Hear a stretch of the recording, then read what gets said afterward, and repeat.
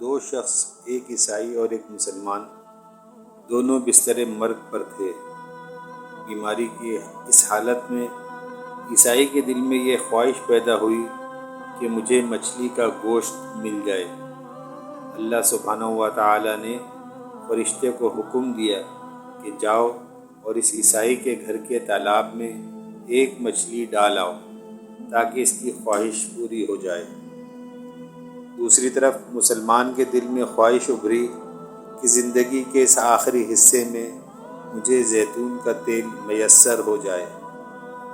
اللہ عز و جل نے حکم دیا کہ اس کی الماری میں زیتون کا تیل ہے، جاؤ اس کو گرا دو۔ اللہ سبحانہ و تعالیٰ کا حکم ہے کہ عیسائی کی خواہش پوری کرو اور اس مسلمان کا زیتون کا تیل گرا دو۔ فرشتے نے عرض کیا، اے اللہ پاک، آپ کا حکم امت کی آسانی کے لیے ہے، اس کی حکمت بھی واضح فرما دیجئے تاکہ امت کی اصلاح ہو جائے اور انسانیت کو سبق مل جائے۔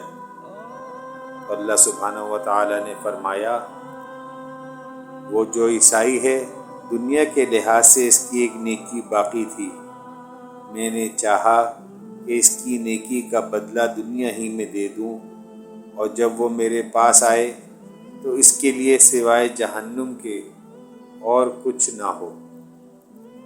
اور جہاں تک اس مسلمان کا تعلق ہے تو اس کی ایک کوتاہی اس کے دامن پر رہ گئی ہے، اور میں چاہتا ہوں کہ اس کی وہ خواہش ٹوٹے اور وہ اس پر صبر کرے، اور میں اس کے بدلے میں اس کی اس کوتاہی کو دور کر دوں تاکہ جب وہ میرے پاس آئے تو اس کے لیے میرے پاس سوائے جنت کے اور کچھ نہ ہو۔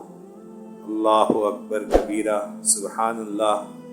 اے اللہ کریم، ہم آپ کی ناراضگی سے پناہ مانگتے ہیں، آپ ہم سب سے راضی ہو جائیے، آمین ثم آمین۔ کرنی تھی بخشش تو بہانے بنا دیے، کرنی تھی بخشش تو بہانے بنا دیے، جنت میں مومنوں کے ٹھکانے بنا دیے۔